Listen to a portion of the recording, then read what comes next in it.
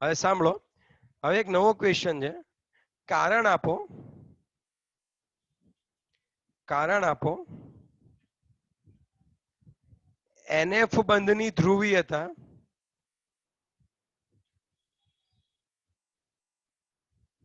NF બંધની જે ધ્રુવીયતા છે એ NH બંધ કરતા વધારે છે, છતાં અમોનિયાનો અણુ NF3 કરતા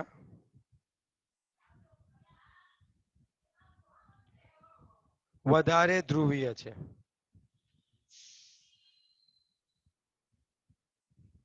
શું કીધું મેં તમને? આમાં એવું છે, કારણ આપો NF બંધની જે ધ્રુવીયતા છે એ NH બંધ કરતા વધારે છે. મતલબ આમ હોય N અને F છે અને N અને H છે, તો આમાં શું થાય ખબર? નાઇટ્રોજન હોય ને એ ફ્લોરિન વધારે ઇલેક્ટ્રોન ખેંચી લે, એટલે એ માઇનસ એના ઉપર આંશિક ઋણ વીજભાર આવે. શું કામ ખબર? ઇલેક્ટ્રોન ખેંચે છે એટલે, નાઇટ્રોજન પાસેથી ઇલેક્ટ્રોન ખેંચે એટલે. જ્યારે અહીંયા આગળ કેવું આવશે? પ્લસ ડેલ આવશે. સમજ આખી વસ્તુ? જ્યારે અહીંયા કેવું થશે? અહીંયા આગળ આ નાઇટ્રોજન જે છે એ માઇનસ ડેલ આવશે અને હાઇડ્રોજન પ્લસ ડેલ આવશે, પણ અહીંયા વધારે માત્રામાં હોય કારણ કે આ વધારે ઇલેક્ટ્રોન ખેંચી લે એમ. ઓકે, તો NF બંધની ધ્રુવીયતા NH કરતા વધારે, પરંતુ છતાં પણ કોની વાત કરવાની છે? NF3 જે છે એ કોના કરતા દીકરાઓ? NH કરતા ઓછો ધ્રુવીય છે. બોલો, આવું તો કઈ ખબર નહીં પડતી સર, હું સમજાવું તમને. NF3 નું બંધારણ કેવું હોય? આપણે પેલા બંધારણ ઉપર જવું પડશે. એકવાર હું NF3 નું બંધારણ દોરું, ઓકે, અને એકવાર કોનું દોરીશું? NH3 નું બંધારણ દોરીશ. હવે તમે સમજો NF3 માં કઈ રીતનું હશે?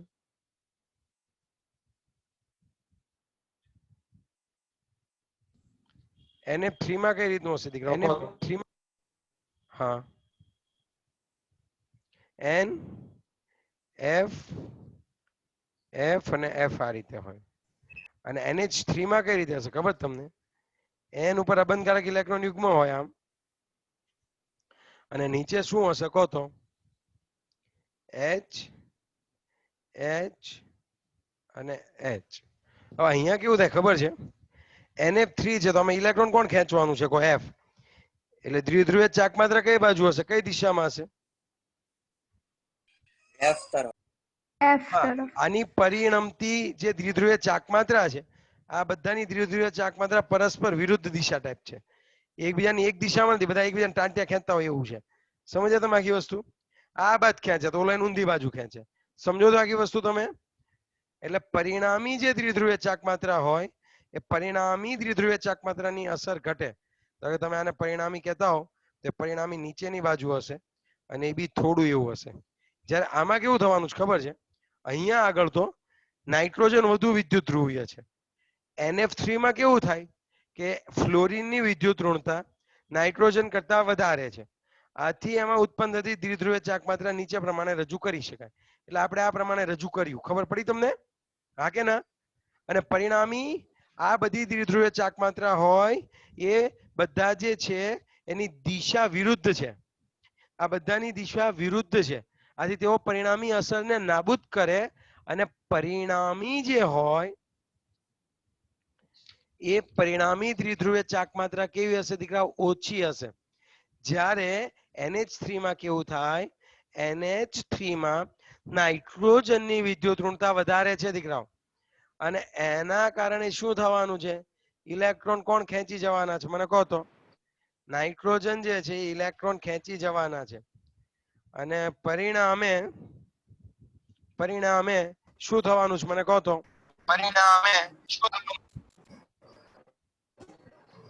દીકરા બધા મ્યુટ થઈ જાવ ને પહેલા, હું બહાર કાઢી મૂકીશ. કૃષ્ણા, બહાર કાઢી મૂકો.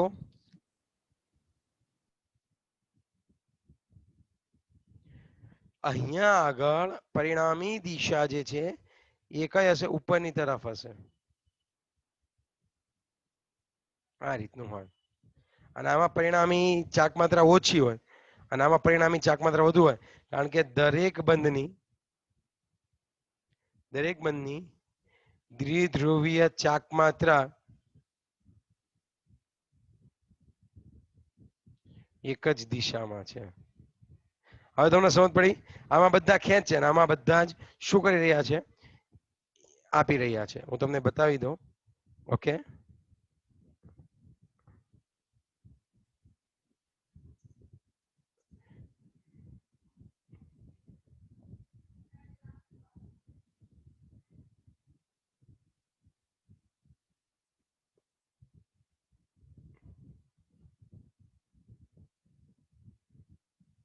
જુઓ હવે મારા ખ્યાલથી તમને દેખાતું હશે.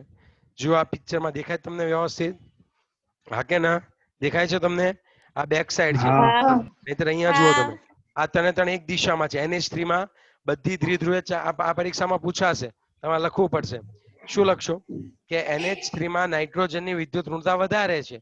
આથી પરિણામથી દ્વિધ્રુવીય ચાક માત્રા તમામ NH બંધની દ્વિધ્રુવીય ચાક માત્રા એક દિશામાં હોય છે, જ્યારે NF3 ની દ્વિધ્રુવીય ચાક માત્રા પરસ્પર વિરુદ્ધ દિશામાં હોય છે. સમજ્યા?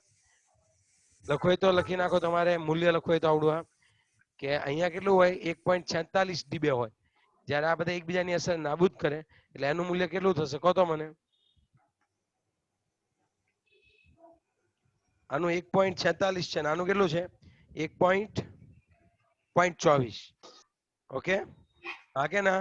તો 3 માર્ક્સમાં સવાલ પૂછાશે. તો આવડશે તમને લખતા? હવે શું લખશો?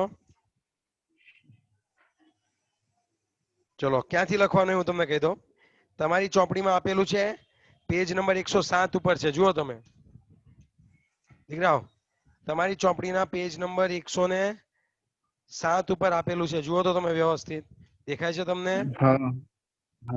ત્યાંથી તમને ખ્યાલ આવવો જોઈએ. ઓકે,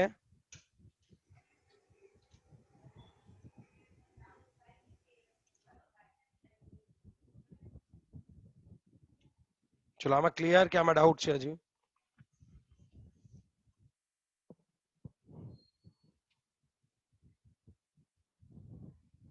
ચલો કે ડન?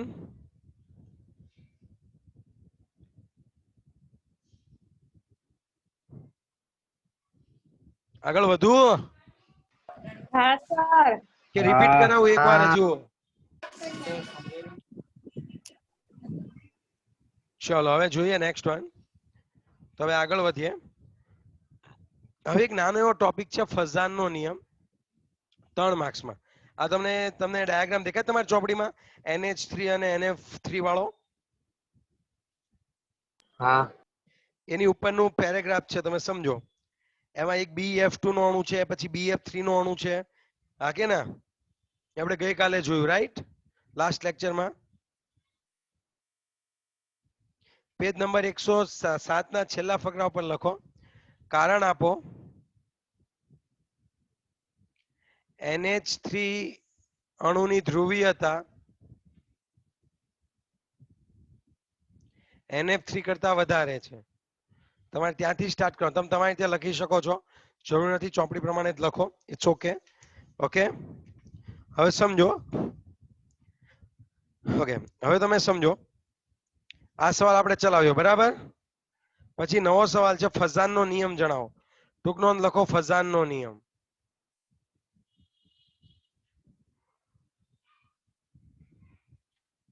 તમને ઓલું બોલ્ડ અક્ષરમાં લખેલું થોડુંક દેખાતું હશે કે બધા જ સહસંયોજક બંધને આંશિક આયનીય લાક્ષણિકતા હોય.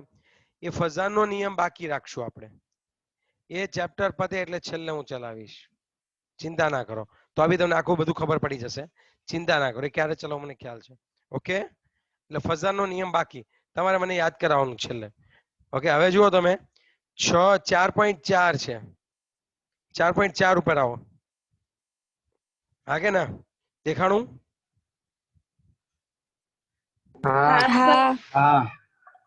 હવે વસ્તુ એમ છે કે લુઈસની અગત્યતા અને મર્યાદા શું? કે લુઈસનું તમે નિરૂપણ કરો તો તમને બંધ વિશે માહિતી મળે કે H2O છે તો આમાં આ રીતે હોય.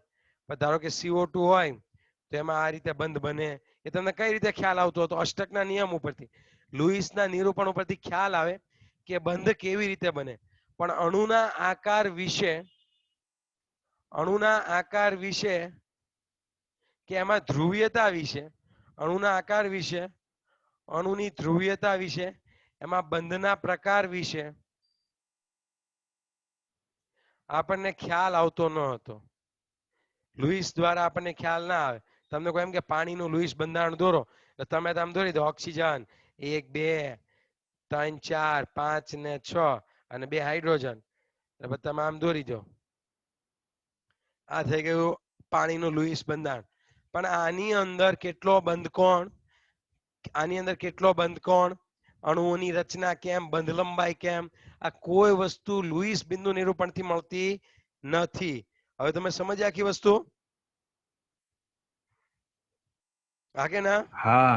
તો હવે હા. અણુના આકાર માટે, અણુના આકાર માટે કોણ આગળ આવ્યું ખબર છે તમને? અણુના આકાર માટે આખો એક નવો સિદ્ધાંત આવ્યો, VSEPR સિદ્ધાંત.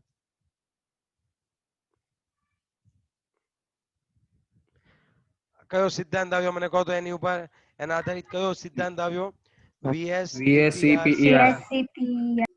આ મોસ્ટ ટાઈમ બી તમારે પરીક્ષામાં પૂછાશે, પૂછાશે ને પૂછાશે. ઓકે, એટલો આઈએમપી છે. પણ હું છે ને થિયરી નહીં ચલાવું, પેલા પ્રેક્ટિકલી સમજાવીશ, પછી હું તમને આખી વસ્તુનો ખ્યાલ આપું. પેલા તમે એ સમજો કે એની અભિધારણા શું હતી, કેવી રીતનું હોય. પહેલા આપણે જેને સ્ટાર્ટ કરીએ, ઓકે, ધીમે ધીમે, કઈ વાંધો નથી. હું તમને એક વાત કહું, તમારે શું કરવાનું છે? તમારે અણુના આકાર વિશે માહિતી મેળવવી છે. તો એમાં કઈ વસ્તુ મેઇન આધાર રાખે? તો પહેલી વસ્તુ આવે કે બાહ્યતમ કક્ષામાં રહેલા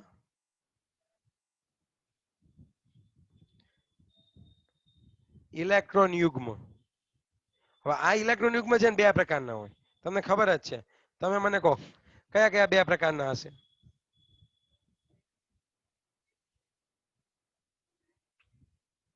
બંધકારક ઇલેક્ટ્રોન યુગ્મ અને બીજું કયું હશે? અબંધકારક ઇલેક્ટ્રોન યુગ્મ. હવે તમે સમજો, તમારે શું ટ્રાય કરવાની છે હું તમને કહું. બીજું, ગમે તે ઇલેક્ટ્રોન યુગ્મ હોય, ઇલેક્ટ્રોન યુગ્મ એકબીજાને અપા કરશે.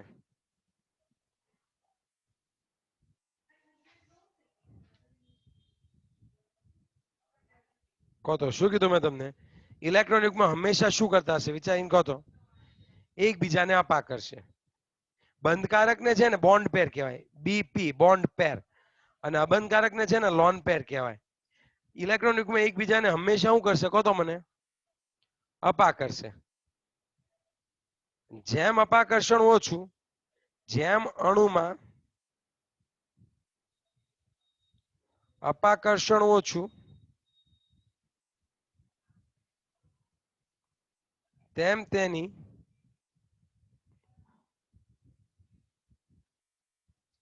સ્થાયીતા વધારે. ઇલેક્ટ્રોન યુગ્મ એકબીજાને શું કરશે? અપા કરશે. જેમ અણુમાં અપાકર્ષણ ઓછું, તેમ તેની સ્થાયીતા કેવી હશે? વધારે હશે. આ કે ના? હા.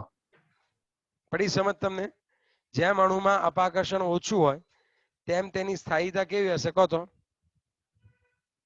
વધારે.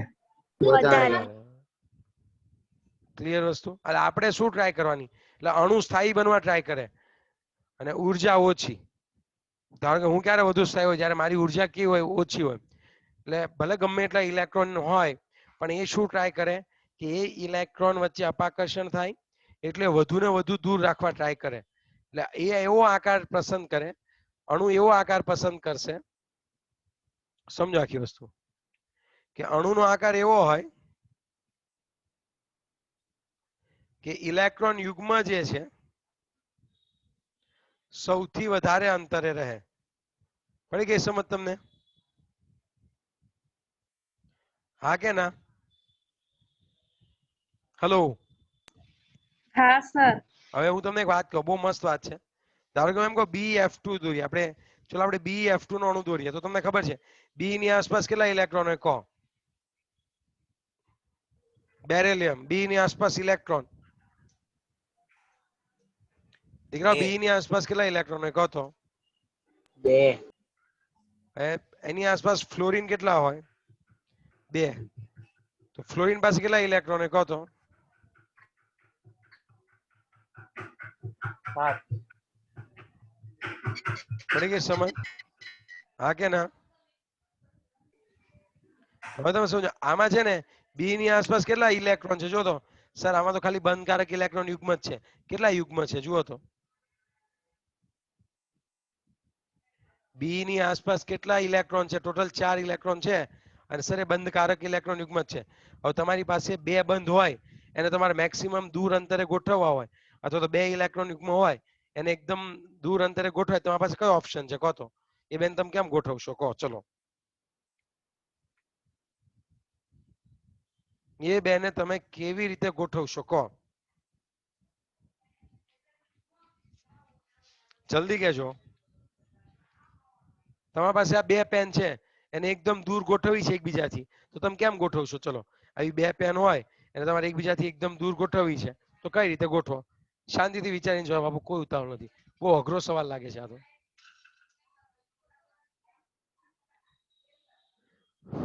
આ બે તીર છે. આ બે તીરને એકબીજાથી મહત્તમ અંતરે દૂર ગોઠવવા હોય તો કેમ ગોઠવાય કહો? બંને વચ્ચે અપાકર્ષણ. હા, બંને વચ્ચે અપાકર્ષણ થાય તો મારે એને દૂર ગોઠવવા છે તો હું દૂર કઈ રીતે ગોઠવી શકું? એ મને નહીં સમજ પડતી, તમે શીખવાડો. બેયને વિરુદ્ધ દિશામાં ખેંચવાનું. બે એકબીજાથી મહત્તમ દૂર ગોઠવાય તો આ રેખીય રીતે ગોઠવાય. કેટલા રીતે ગોઠવાય? રેખીય. પડી ગઈ સમજ તમને? આ કે ના? ચલો પાક્કો? હા સર. ચલો BCl2 હોય તો કેમ ગોઠવાય કહો તો?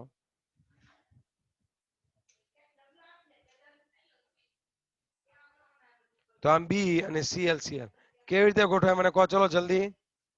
રેખીય ગોઠવાય. રેખીય રીતે. હા હા. અને એમની વચ્ચેનો ખૂણો કેટલો હશે કહો?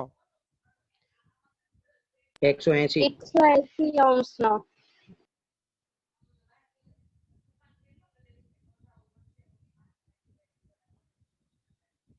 ચલો BF3 ની વાત કરીએ.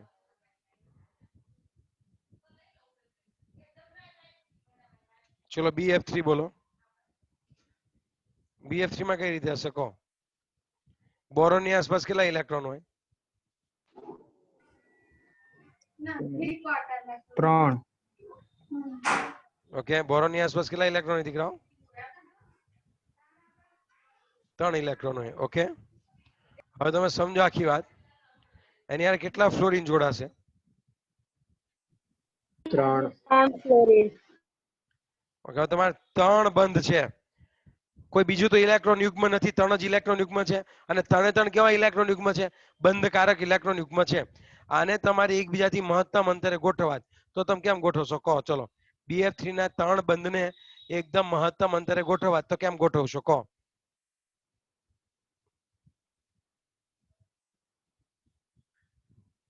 જલ્દી કહો. મર્સિડીઝ ના સિમ્બોલ જેમ ગોઠવાય કે નહીં? તને એકદમ ત્રિકોણે. મહત્તમ અંતરે. અને ખૂણો કેટલાનો હોય એમની વચ્ચેનો? 120 અંશનો. પડે છે સમજ? અને આને કહેવાય સમતલીય ત્રિકોણ. કઈ રચના કહેવાશે આને કહો તો?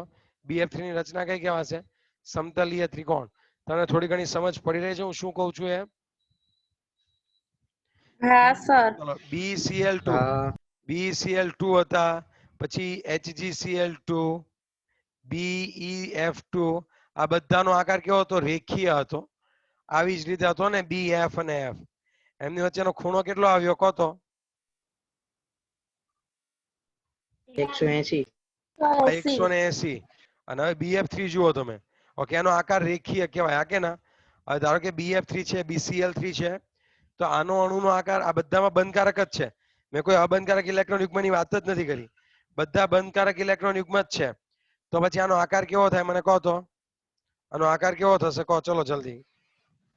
સમતલીય ત્રિકોણ. ચલો આટલી વસ્તુ ઓકે? આમાં કઈ ડાઉટ નથી ને તમને દીકરાઓ?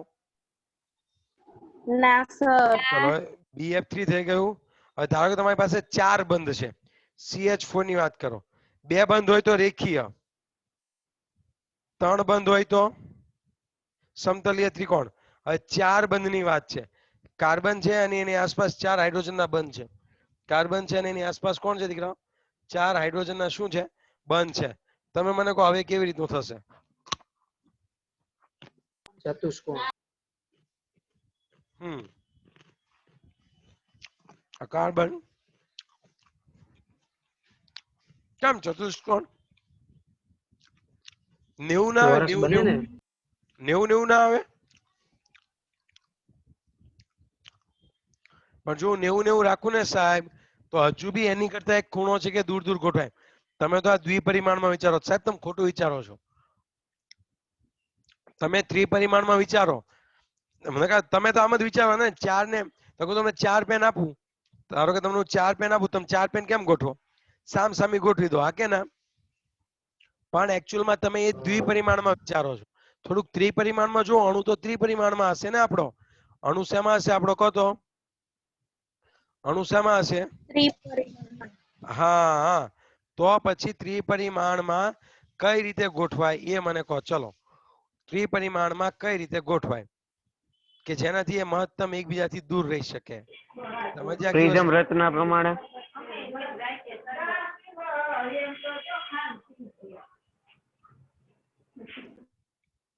બહાર કાઢી મૂકો. આ રચના જુઓ, આ પ્રમાણે ગોઠવાય. આમ ગોઠવો ને તો સામ સામે ગોઠવાય એની કરતા આ બધા એકબીજાથી દૂર ગોઠવાય. સામ સામે તો 90 નો ખૂણો થશે. અહીંયા આગળ કેટલાનો ખૂણો થશે વિચારીને કહો? 109 ડિગ્રી ને 5 મિનિટ નો. દેખાય? અહીંયા જુઓ, આવડું આ જુઓ, હા કે ના? યસ ઓર નો? એટલે આમ જ ગોઠવાય. હવે તમે સમજ્યા? તમે જે વિચારતા હતા ને સામ સામે ચોરસ, એ તો શું હતું મને કહો તો? તમે જે સામ સામે વિચાર, ઓકે, તમને દેખાતું નથી ને, કહેતાય નથી દેખાતું નથી. ચલો હવે સમજો. આ દેખાય તમને CH4? હા. હા. આ રીતે હોય દીકરાઓ. હા. જુઓ તમે, આ રીતે હોય. આ 4 તમે લખો ભલે આમ, પણ આ રીતે ના દોરાય. તમે આ રીતે દોરો તો એકબીજાની નજીક નજીક છે. એનાથી બી હજી પોસિબિલિટીઝ છે કે આપણે એને દૂર લઈ જઈ શકીએ. આ રીતની જુઓ તમે, અહીંયા થોડા થોડા વધારે વધારે દૂર છે, હે ને? અને ખૂણો કેટલાનો આવશે એમની વચ્ચેનો? ખૂણો 109.5 ડિગ્રી. 109 ડિગ્રી 28 મિનિટ અથવા 109.5 ડિગ્રી. ચલો ક્લિયર? તો 4 હોય ત્યારે આ વસ્તુ આવશે, હા ને? હા કે ના? હા. ચલો 5 બંધ છે તો કઈ રીતે આવશે? 5 બંધ હોય તો ધારો કે 5 બંધ, PCl5 લઈ લે. ચલો 5 બંધ એટલે ફોસ્ફરસ ની આસપાસ કેટલા ઇલેક્ટ્રોન હોય? 2 8 5. અને PCl5 એટલે 4 ક્લોરીન ના પરમાણુ છે. આ ક્લોરીન ના ઇલેક્ટ્રોન હોય, આ ઇલેક્ટ્રોન યુગ્મ, એમની વચ્ચે શું થાય કહો તો? એમની વચ્ચે શું થાય? અપાકર્ષણ. ઇલેક્ટ્રોન ઇલેક્ટ્રોન વચ્ચે શું થાય? અપાકર્ષણ. એટલે એમની સ્થાયીતા કેવી હોય દીકરાઓ કહો તો? એમની સ્થાયીતા કેવી હશે? ઓછી હશે. એટલે જો તમારે એને વ્યવસ્થિત ગોઠવવા હોય તો તમારે શું કરવું પડે ખબર? પહેલા એક ત્રિકોણ બનાવવો પડે, એમાં 3 ક્લોરીન મૂકી દેવાના. પછી એ જે સમતલ હોય એની ઉપર અને એની નીચે લંબ એક ક્લોરીનના 2 પરમાણુ મૂકી દેવાના. સમજી આખી વસ્તુ? એટલે આનો આકાર કયો થાય ખબર છે? પેલો આકાર ચતુષ્ફલકીય હતો. CH4 નો આકાર ચતુષ્ફલકીય કહેવાય. આને ત્રિકોણીય દ્વિપિરામિડ કહેવાય. એ ત્રિકોણ તો બની જાય, પછી ઉપર નીચે 2 પિરામિડ થાય. આમ પિરામિડ જેવું. સમજ્યા તમે? બતાવું છું હમણાં, ચિંતા ના કરો. આને કહેવામાં આવે છે ત્રિકોણીય દ્વિપિરામિડ. ઓકે, સમજાવું છું, એક જ સેકન્ડ. હીરા જેવું. હીરા જેવું નહીં, હીરા જેવું છેલ્લે આવશે. આ થોડુંક અલગ છે.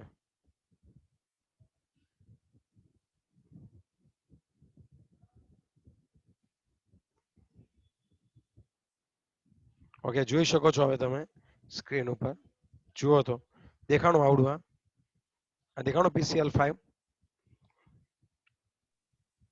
Hello, 5 chlorine. હા સર. હા. હા. આ રીતનો આવે. જો આને દેખાડવું હોય તો બી આમ દેખાડવાનું, હે ને?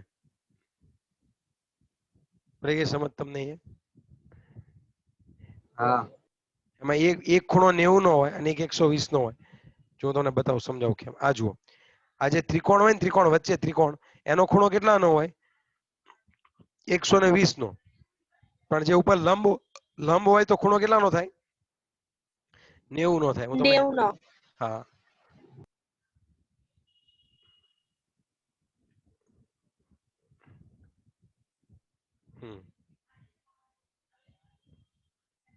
જો ટ્રાયગોનલ બાય પિરામિડ, શું નામ આપ્યું છે લોકોએ? ટ્રાયગોનલ બાય પિરામિડ. પણ એકચ્યુઅલમાં જો આ રીતનું સ્ટ્રક્ચર, ત્રિકોણીય દ્વિપિરામિડ ગુજરાતીમાં સમજો. આ ત્રિકોણ હોય, આ જે ત્રિકોણ છે એમાં ખૂણો કેટલાનો? 120 નો. અને જે લંબ હોય એ ખૂણો કેટલાનો થાય? લંબ હોય એ ખૂણો કેટલાનો થાય? કહો તો. 90 ડિગ્રી નો. આવડશે? 90 નો. હવે આવડશે? PCL 5 હા જો 6 બંધ બને તો, 5 બંધ બને તો. હવે સમજો, હવે જો 6 બંધ બને તો, જો હવે તમે 6 બંધ બને તો કેવું થશે? ઓક્ટાહેડ્રલ થશે. સમજાવી દો. SF6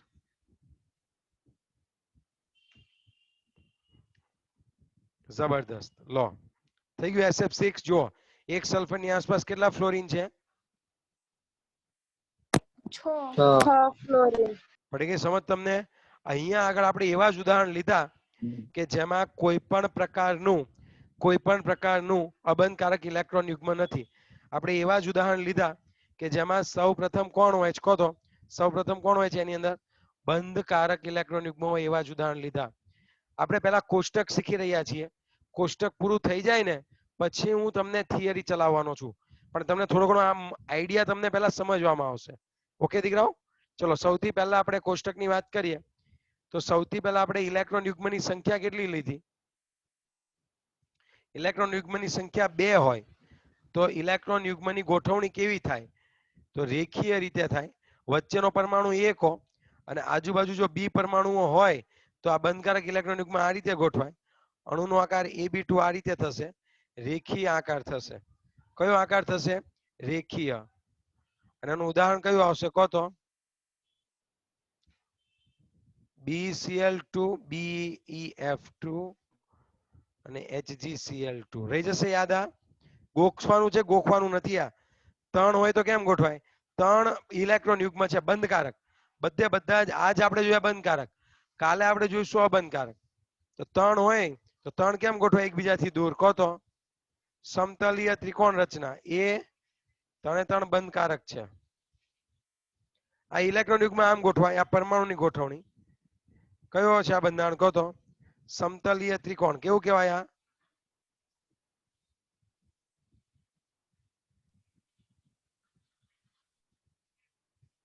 સમતલીય ત્રિકોણ કહેવાશે. અને એની રચના થશે BF3. કઈ થશે? કહો તો. BF3 આ રીતનું હોય. ક્લિયર? ચલો જેમાં 4 બંધકારક ઇલેક્ટ્રોન યુગ્મ હોય એની આસપાસ 4, તો તમને ખબર હશે 4 4 કઈ રીતે ગોઠવાશે? કહો તો. એ 4 4 કઈ રીતે ગોઠવાય? આવી રીતે દર્શાવવાનો મતલબ એ પાછળની બાજુ છે. સમજ્યા તમે? આમ એ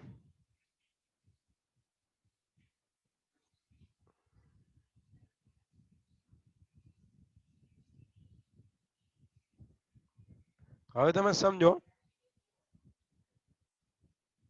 કે આ જે છે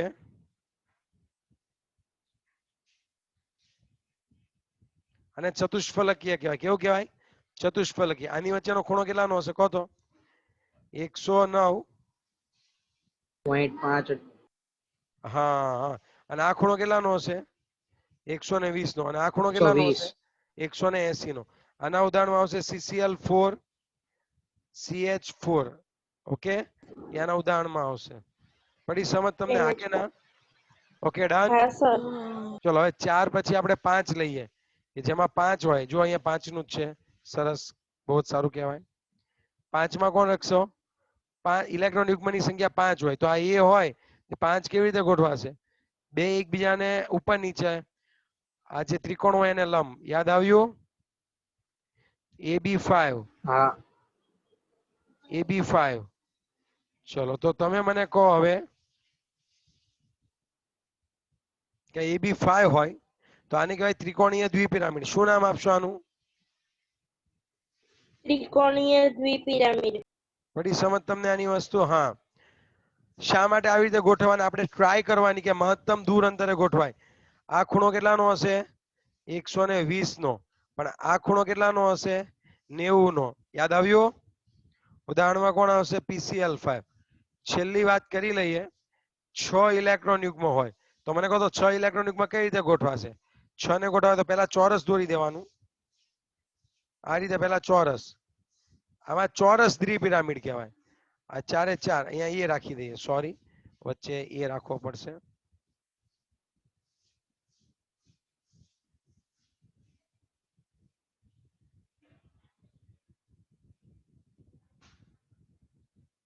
અહીંયા એ રાખીએ તો બી ક્યાં રાખવાના કહો તો? 4 અહીંયા આગળ બધે બી બી ગોઠવી દેવાના. પડે જ સમજ તમને? ચલો, આ બધા હા. ખૂણા કેટલા ના હોય ખબર? આ બધી બાજુના ખૂણા 90 ના જ હોય. ગમે તે ખૂણા લો, 6 બાજુ 90 ના જ હોય. આને કહેવાય અષ્ટફલકીય રચના. કઈ રચના કહેવામાં આવે છે આને કહો તો? હજુ આ અષ્ટફલકીય. અષ્ટફલકીય. અષ્ટકલ્પ.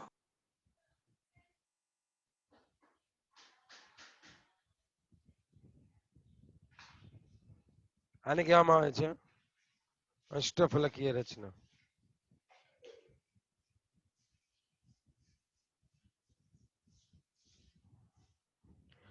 આમાં કોઈ ડાઉટ હોય તો કહો.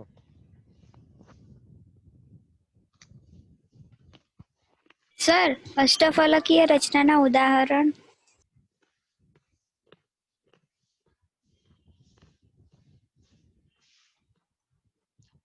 Okay okay. હા. હા. કાલે પાછો સવારે કદાચ લેક્ચર ગોઠવીશ. આજના સર દિવસ